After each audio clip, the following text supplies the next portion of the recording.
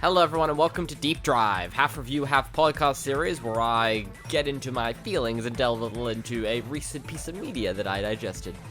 For today's episode, we'll be going into Halo 2, a follow-up from Halo that we did last week, which you can check out via the card up here, one of these two. Halo 2 is a phenomenal game. I talked a little about this in the last episode, but obviously I'm experiencing Halo for the first time at quite a weird time to be experiencing Halo for the first time. This franchise, of course, is quite old now. I was there when the franchise was at its peak in this era specifically. I remember copies of Halo 2 on the shelf. I remember seeing this game at your local Target or your Kmart. But I didn't own an Xbox, so it was irrelevant to me at that point. I've experienced this one through the Master Chief Collection via the upgraded graphics this time. Well, with Halo 1, we did stick with the original. For Halo 2, we went with the upgraded ones. It was a co-op playthrough with my mate Indy, who was basically responsible for getting me into the Halo franchise after much pestering. So last time I sort of talked about how Halo 1, I respected it a lot. I didn't really necessarily love it. I enjoyed it. There's definitely lots of aspects to it, but it's definitely... It's dated. It's very much the Mario 64 Sonic Adventure, as I put up last time. It's got things that are dated, but you respect where it was when it came out. Halo 2, however, this game is so good. This game is great. So I'll talk just a little bit about things I loved. Let's start with the story. What was the story like in this game? So we directly pick up from Halo 1, where we ended installation 004, I think it is. And through that, we basically enter the Covenant battle. The Covenant has found Earth, which I remember Indy telling us was basically like, they're like, oh shit, this is where these humans are from. Let's take this place over. So Chief has to return to Earth to be able to defend from the Covenant forces. Throughout the story, the Flood come back again. Of course, it's to be expected. But we also get a new story this time. We have a second playable character in the form of the Arbiter, where we get to experience the Covenant Civil War conflict that is ongoing. We also get introduced to the main overarching villain of this saga, the Prophets of... Fuck, what are they? Truth, and two others. Truth's the main one. I remember that one. Throughout the storyline, we go back and forth between the Arbiter and between Master Chief as they each are on their separate quests throughout this war, eventually culminating in us meeting the Flood hive mind and Chief and Arbiter meeting each other, though telepathically. The story ends with Chief leaving Cortana behind to be able to return to Earth to finish the fight, while the Arbiter has, I believe, assassinated one of the Prophets. The other one gets taken over by the Flood, and so the only Prophet left is Truth, which is the Arbiter's main quest of getting revenge on the Prophets and also ending this pointless war, basically. This is a very bad plot summary, because I'm going to be honest, the story's a little confusing to me, but I don't care because it's so much fun and the gameplay is so good. So throughout the plot summary, of course, we have those Halo set pieces. We had these, of course, in the first game as well, but these certain things that happen in the story that really just like, ooh, okay, that's juicy. Obviously, the first game had the Warthog run. We had the introduction to Flood. These big sort of set piece scenes that really grip you in. The first one of these I noticed was, I think it might even be the first level, the second level. It is Chief's fall to Earth, which I did hear. So we'll talk a bit about development quickly. Halo 2 was a very rushed game. This game was meant to be the end of the saga, but instead had to get split up and made into Halo 3, but didn't even really get split up so much as they had a complete picture, and they realized they weren't going to make release. They cut a bit out here, bit out here, bit out here, made a complete package that didn't have an ending, and then made the third game. So it's not even a split up in terms of like a part 1, part 2, that the story kind of is. In terms of the game, though, very much not. So there's a lot of cut levels, a lot of cut content, but Chief's fall to Earth is where I sort of started getting the hype around Master Chief. So when it comes to gaming, Master Chief is one of those iconic characters, and as a part of that, he's quite well known for being just a badass. I didn't really get that much in the first game, a bit here, a bit there, but Chief's descent to Earth, yeah, he's him. That's a very much a he's him moment. Flowing on from that, once we do get onto Earth, the scale of the war feels a lot more grandeur. Like, it feels like a real war. In the first game, you feel like this one-man army on the Halo ring, fighting off against the Covenant, fighting off against the Flood, with the humans there, but you feel like you are a one-man army. In this game, though, you sort of feel like you are definitely the lead person in the army, but there's a lot more war at stake. So I did really enjoy that. In fact, I think the city levels were probably my favorite part of the game. I remember particularly a run across the bridge where you have, don't know the name of the weapon class, the tanks, basically. And that segment feels really good to play. Likewise, we introduced to the big scorpion creatures. Again, don't know the name of them. Then is when you head to the Arbiter. Now, the Arbiter, I've learned through Indie, was quite controversial on release, and I don't get it.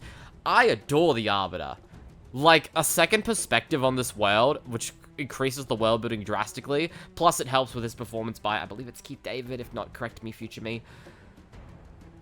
Brilliant. Brilliant, brilliant, brilliant. In fact, I think that's where I got so invested in the story, whereas you really have something to grip onto if you didn't like much of the first game's story, which I did, but I really loved the Arbiter's story and his place in this world. Likewise, I think he's really fun to play too. It got to the point where, spoilers for Halo 3, despite how we played that game, technically meaning I should have been Chief as I was the host player, the game gave me the Arbiter, and I didn't actually mind it, because I prefer the Arbiter to Chief in all honesty. I think he's just more interesting. I feel like the Arbiter is probably something that has aged better with time, as a part of, in the grand perspective, being able to play as him and Chief at the same time, whereas I do probably get in 2004, where people were upset that you don't just play as Chief.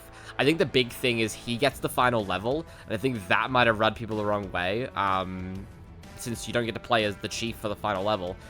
But frankly, this is the Arbiter's game in a lot of ways, and I can get the anger, I just don't mind it. Little tidbit for Halo 3, I don't like how they flipped on this and basically made the Arbiter have no purpose in Halo 3, purely because of the backlash. Bit Last Jedi, Rise of Skywalker there, but... Moving on to the gameplay, it is pretty much the same as Halo 1 in a lot of ways.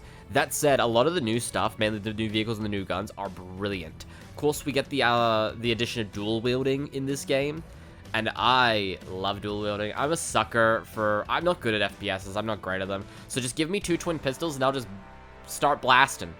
And yeah, you can do that in this game, and it's so good. The large variety of SMGs that you can just dual wield.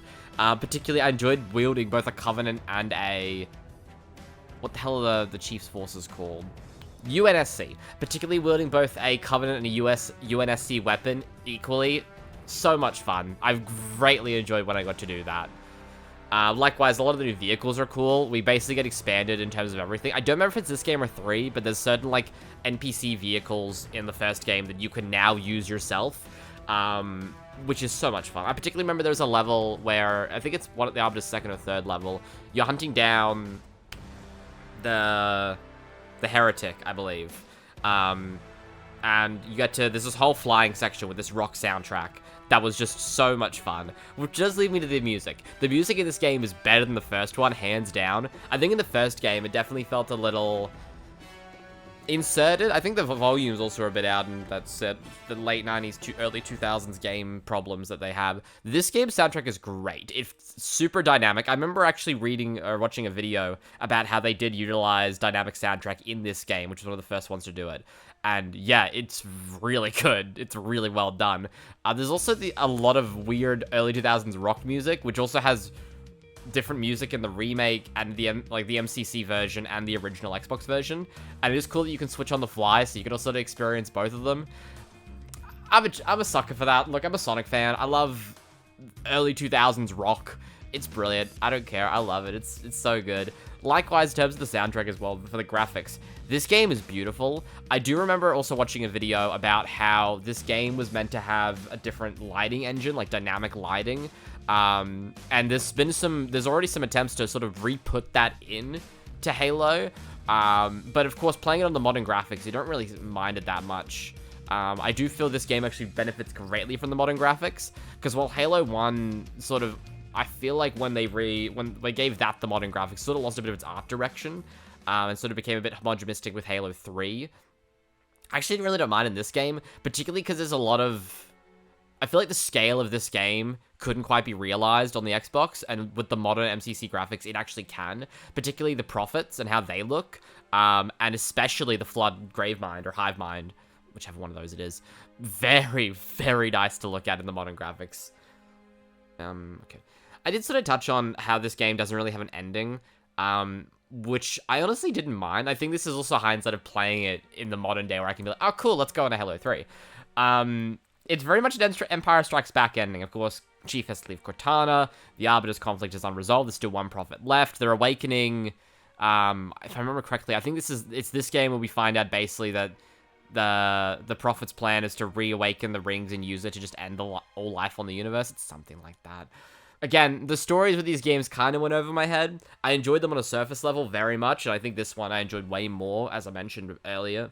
So I don't really mind the Empire Strikes Backness of this whole thing. Ironic that it's my, spoilers, favorite entry in the original trilogy. I greatly did prefer this game to 3. I thought I might like 3 more, because I'll finish the fight, but I definitely feel 3, without getting too much into the next video, 3 gets hampered a little by being effectively the game they had to make to finish the saga, whereas I think 2 has the most direction and drive and, like, everything in this game they wanted to do. Yeah, there's stuff they want to do they couldn't put in, but everything in this game is so directioned and so intentional that I really respected that.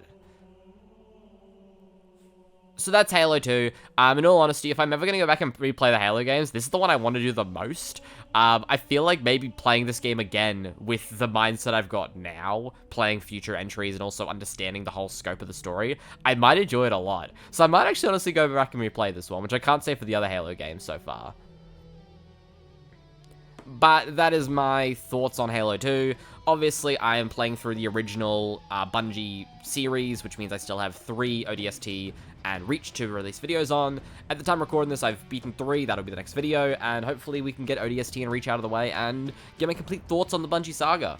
So check back in the future for my opinions on Halo 3, which did get some brief teasers over here, but I've got way more to talk about, and that's in its unique video.